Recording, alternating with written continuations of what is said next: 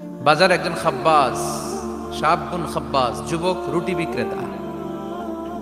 সে রুটি বিক্রি করে, চুলার মধ্যে রুটি সেকে।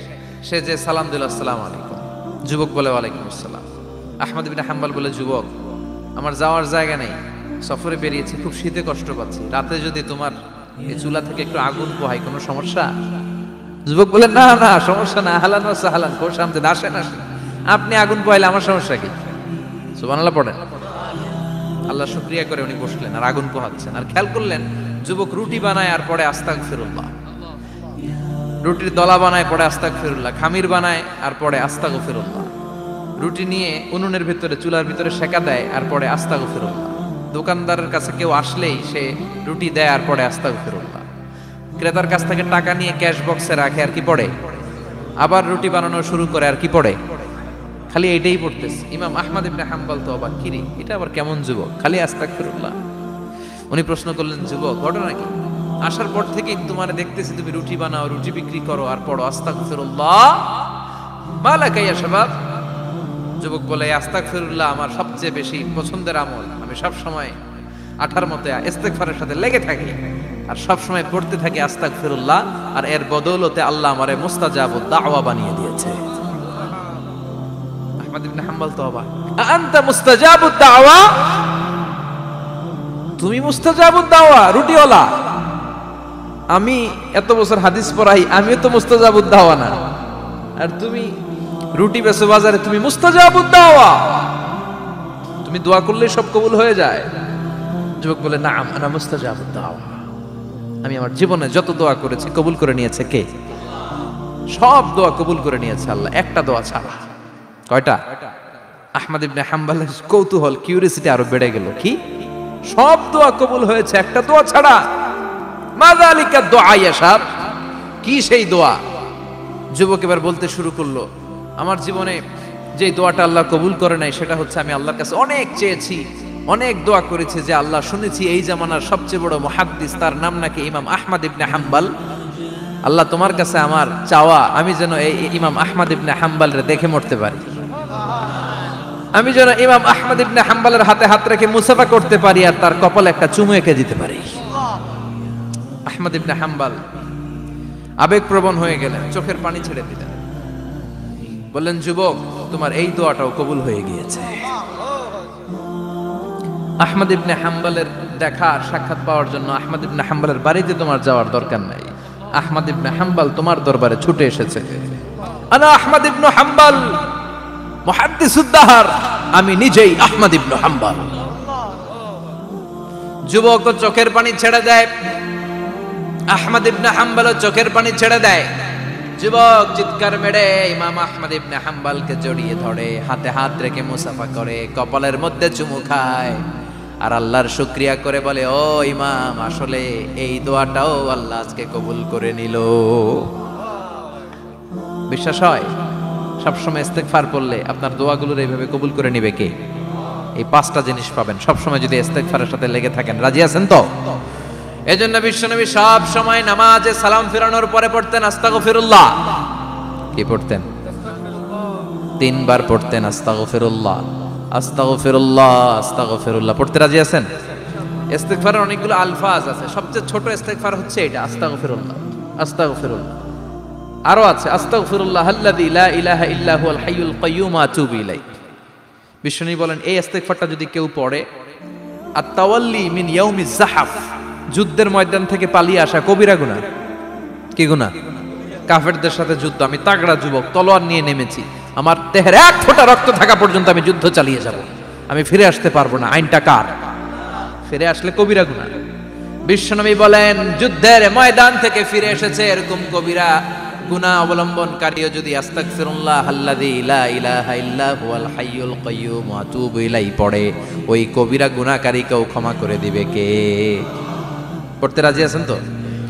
আবার সাইয়েদনা আবু বকর বললেন, ইয়া রাসূলুল্লাহ আল্লিমনি দুআআন আদউ বিহি ফি সালাতি, এমন দোয়া আপনি আমারে শিক্ষা দেন যে এই দোয়াটা আমি নামাজে পড়তে পারি।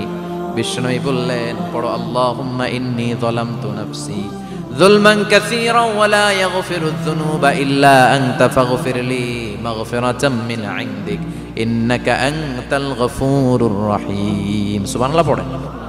এটাও ইস্তেগফার। আমরা এটার বলে দোয়া মাসুরা, সালাম ফেরানোর আগে পড়ি না? যেখানেই ক্ষমা চাওয়ার কথা আছে ওইটারই কি বলে?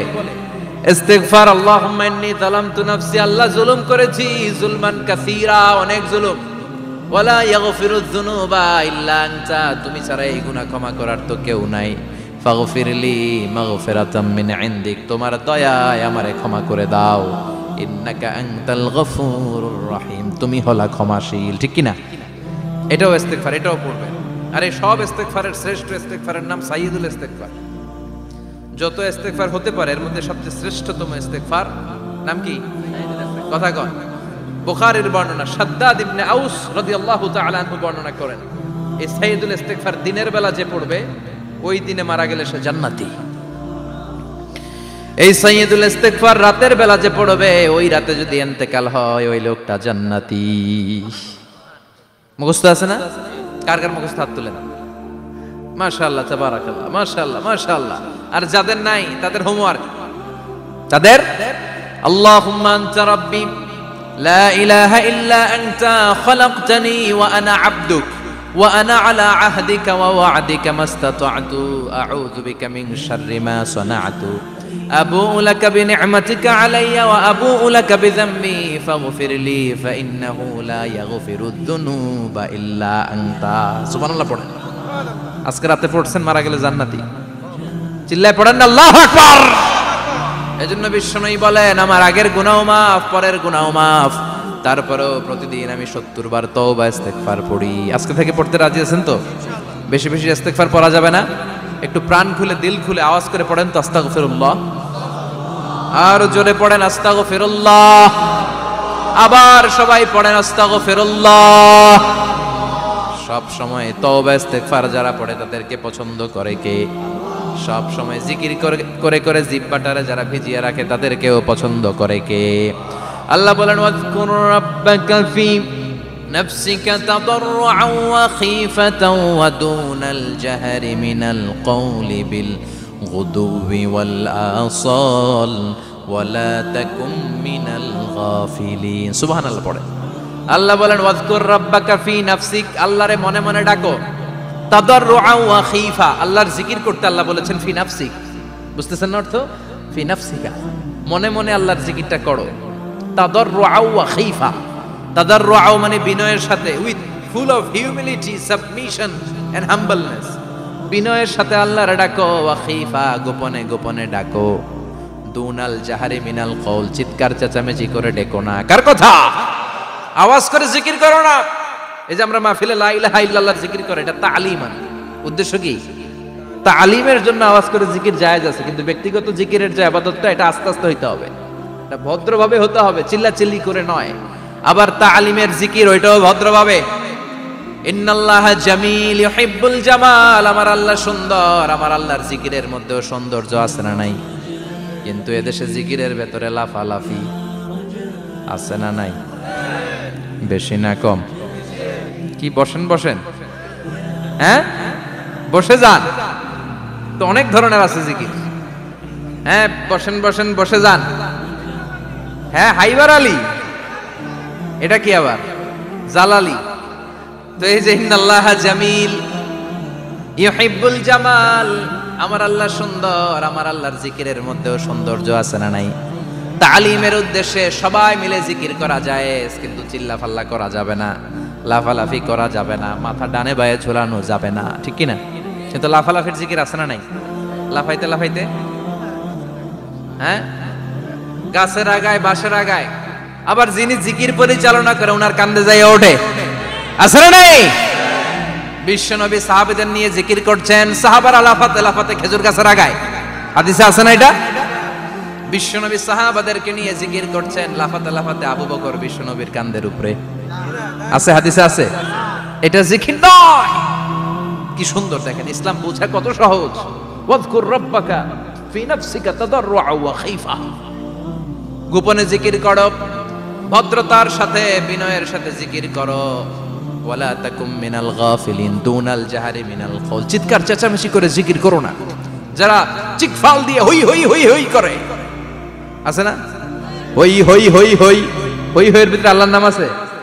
হ্যাঁ, এই যে হুই হাই এই স্টাইলের যে জিকির, এটার ভিতরে আমার আল্লাহর নাম আছে? আল্লাহর নাম যদি না থাকে ওইটা জিকির হবে? কথা বলেন। বিষ্ণু বললেন খবরদার, চিৎকার চেঁচামেচি করে লাফালাফি করে যারা জিকিরি করে এরা মনে করে আল্লাহ কানে শোনে না। কথা বলেন। আপনি গোপনেও আল্লাহর ডাকলে আপনার ডাকে সাড়া দিবে কে? এজন্য রাব্বুল আলামিন বলেন ফাযকুরুনি আযকুরকুম ওয়াশকুরুলি ওয়ালা তাকফুরুন। বান্দা আমার জিকির তোমরা করো, আমিও তোমাদের জিকির করব, ঠিক কি না? আমরা যদি আল্লাহর জিকির করি আমাদেরও জিকির করে কে? সুবহানাল্লাহ কইবেন না? আমরা আল্লাহর জিকির করে আল্লাহ নাকি আমাদের জিকির করে? জানো তো না কথা এটা। আবার হাদিসে কুদসিতে আল্লাহ বলেন ফাইন যাকারানি ফি নাফসি যাকারতুহু ফি নাফসি। আমার বান্দা যদি একা একা আমার জিকির করে আমি আমার বান্দারে একা একা স্মরণ করি। ওয়া ইন যাকারানি ফি মালাইন যাকারতুহু ফি মালাইন খায়রিম মিনহু। এরকম মহা সম্মেলন করে যদি কেউ আমি আল্লাহর জিকির করে আমি এর চেয়েও বড় মহা সম্মেলন ফেরেশতাদেরকে নিয়ে করে আমার বান্দারে স্মরণ করি। ওয়া ইন তাকাররাবা ইলাইয়া শিবরান তাকাররাবতু ইলাইহি যিরাআন। আমার বান্দা যদি আমার দিকে এক বিঘত আসতে চায় আমি আমার বান্দার দিকে এক হাত এগিয়ে যাই। আমার বান্দা যদি আমার দিকে এক হাত আসতে চায় আমি আমার বান্দার দিকে দুই হাত যাই। ওয়া ইন আতানি ইয়ামশি আতাইতুহু হারওয়ালা। আমার বান্দা যদি আমার দিকে হেঁটে হেঁটে আসতে চায় আমি আমার বান্দার দিকে দৌড়ে দৌড়ে যাই। সুবহানাল্লাহ পড়ে। এজন্য বিশ্বনবী বলেন লা ইয়াজালু লিসানুকা রাতবাম মিন যিকরিল্লাহ। আল্লাহর জিকির দিয়ে জিহ্বাটারে ভিজিয়ে রাখবা। কার কথা? চিল্লায় বলেন কার কথা? সবসময় আল্লাহর জিকির করতে রাজি আছেন তো? সবচেয়ে শ্রেষ্ঠ জিকির বিশ্বনবী বললেন আফদালু যিকরি লা ইলাহা লা ইলাহা লা ইলাহা ইল্লাল্লাহু মুহাম্মাদুর রাসূলুল্লাহ সাল্লাল্লাহু। সবচাইতে শ্রেষ্ঠ জিকির লা ইলাহা। এর চেয়ে শ্রেষ্ঠ জিকির আছে? কথা বলেন। বিশ্বনবী বললেন মান ক্বালা লা ইলাহা ইল্লাল্লাহ সিদকান মিন কলবিহি। একনিষ্ঠতার সাথে অন্তর থেকে কেউ যদি জীবনে একবার বলে লা ইলাহা ইল্লাল্লাহ দাখালাল জান্নাহ। তার যদি পাপ থাকে অন্যায় থাকে ওই পাপ আর অন্যায়ের শাস্তিগুলার পরে কোনো না কোনো দিন আমার ওই বান্দা জান্নাতে ঢুকবে। একবার যদি খালিসান মিন কলবিহি সে পড়ে লা ইলাহা ইল্লাল্লাহ তার জন্য জান্নাতকে অবধারিত করে দিয়েছে কে? আবার এটার নাম আল্লাহ দিয়েছে কালিমায়ে। কথা বলেন। দরাবাল্লাহু মাসালান কালিমাতান তাইয়িবাতান কাশাজারাতিন তাইয়িবাতিন আসলুহা সাবিতুন ওয়া ফারউহা ফিস সামা। সুবহানাল্লাহ। পবিত্র বাণী এটা কালিমায়ে তাইয়িবা। আবু সাঈদ আল খুদরি থেকে বর্ণিত, মুস্তাদরাকে হাকিম আর সহিহ ইবনে হিব্বানে এসেছে। বিশ্বনবী বলেন মুসা আলাইহিস সালাম আল্লাহর একবার প্রশ্ন করলেন ইয়া রাব আল্লিমনি দুআআন আদউ বিহি। আপনি আমার এমন একটা জিকির শিক্ষা দেন যে এই জিকির দিয়ে আমি শুধু আপনার জিকির করব, কেউ এই জিকির করতে পারবে না। এই জিকির জানবো শুধু আমি আর জানবেন। কথা কোন? প্রশ্ন করছে কে? হ্যাঁ, কাকে করেছে? আল্লাহ এমন একটা জিকির শিখান যেই জিকির কেউ জানে না, আমি জানবো, আর ওই জিকির দিয়ে প্রাণ ভরে আপনারে ডাকবো। আল্লাহ বললেন মুসা পড়ো লা ইলাহা লা ইলাহা ইল্লাল্লাহু মুহাম্মাদুর রাসূলুল্লাহ। মুসা আলাইহিস সালাম বললেন আল্লাহ চাইলাম কি, কইলেন কি? লা ইলাহা তো জাতীয় জিকির, এটা তো আন্তর্জাতিক জিকির, এটা জানে না এমন কেউ নাই। এমনকি হিন্দু ভাইরাও জানে। কথা কম। আল্লাহ আমি তো চাইছিলাম এক্সক্লুসিভ, আমার জন্য স্পেশাল, এর চেয়ে সুন্দর আর কেউ জানবে না। এত সুন্দর একটা জিকির আপনি দিবেন, এটা আমি ডাকবো আপনারে আর আপনি শুনবেন। আল্লাহ বললেন মুসা এর চেয়ে দামি আমার কাছে না। লাউ তাদউ লা ইলাহা ইল্লাল্লাহ ফি কাফা। লা ইলাহা রে যদি মুসা এক পাল্লায় রেখে দাও, ওয়াস সামাওয়াতু সাবউ ওয়াল আরদিন, সাত আকাশ সাত জমিন যদি আরেক পাল্লায় রেখে দাও, লা ইলাহা এক পাল্লায়, সাত আকাশ সাত জমিন আরেক পাল্লায় ওজন যদি দাও, লা রাজাহাত কাফাতু লা ইলাহা ইল্লাল্লাহ। মুসা দেখবা মুহূর্তের মধ্যে লা ইলাহা ইল্লাল্লাহর পাল্লা ভারী হয়ে গেছে।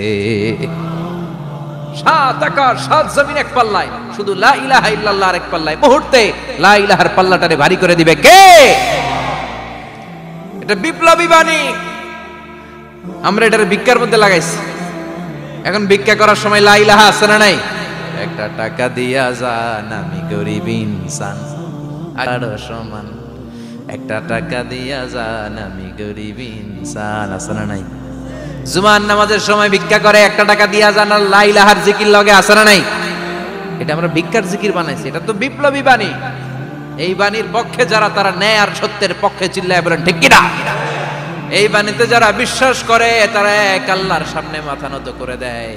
গোটা পৃথিবীর কোন শক্তির সামনে ওই মাথা নত হয় না, ঠিক কিনা? এই লা ইলাহা যারা আমরা মানি, আল্লাহ ছাড়া কারো সামনে মাথা নত করব? কোন শক্তি আমাদের মাথা নত করাতে পারে? এই কালেমার আন্দোলন যারা করে তারা আল্লাহ ছাড়া পৃথিবীর কাউরে ভয় পায় না। আর তারা চায় কালেমার পতাকা পৃথিবীর মধ্যে যেন পথ পথ করে উড়ে, ঠিক কিনা? বাংলার জমিনে কালেমার পতাকা উড়ুক, আমরা চাই কি চাই না? কোন একদিন এ দেশের আকাশে কালিমার পতাকা উড়বে, সেদিন সবাই খোদাই বিধান পে দুঃখ বেদনা ভুলবে।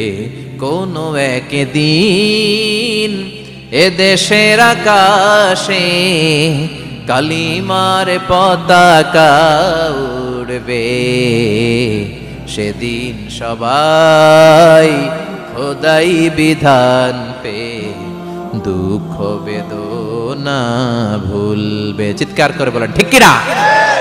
এই কালেমার সমাজ যদি হয়, ওই সমাজে কেউ লাঞ্ছিত হবে না, ওই সমাজে কোনো নারী নিগৃহীত হবে না, ওই সমাজের কোনো কাজের মেয়েরা ধর্ষিত হবে না, ওই সমাজে দুর্নীতি থাকবে না, ঘুষ থাকবে না, চাঁদাবাজি থাকবে না, টেন্ডারবাজি থাকবে না। সমাজটারে শান্তি দিয়ে সমৃদ্ধ করে দিবে কে? এজন্য সব সময় জিকির করতে হবে একজনের, চিল্লায় বলেন তিনি কে? শ্রেষ্ঠ জিকির হচ্ছে লা ইলাহা। করতে রাজি আছেন? সব সময় জিকিরটা করতে রাজি আছেন? Every night and every day, every night and every day, never forget to say la ilaha illallah, never forget to say la ilaha illallah. পড়েন, every night and every day, every night and every day, never forget to say la ilaha illallah, never forget to say la ilaha illallah, never forget to say la ilaha illallah. When you're walking down the street, use your time and repeat, and say in every heartbeat la ilaha illallah. When you're walking down the street, use your time and repeat, and say in every heartbeat la ilaha illallah. Every night and every day, every night and every day, never forget to say la ilaha illallah. চিল্লায় বলেন ঠিক কিনা? দিনে রাতে যে কোনো মুহূর্তে আমাদের জিহ্বার মধ্যে থাকবে কি? কথা বলেন, জিহ্বায় থাকবে কি?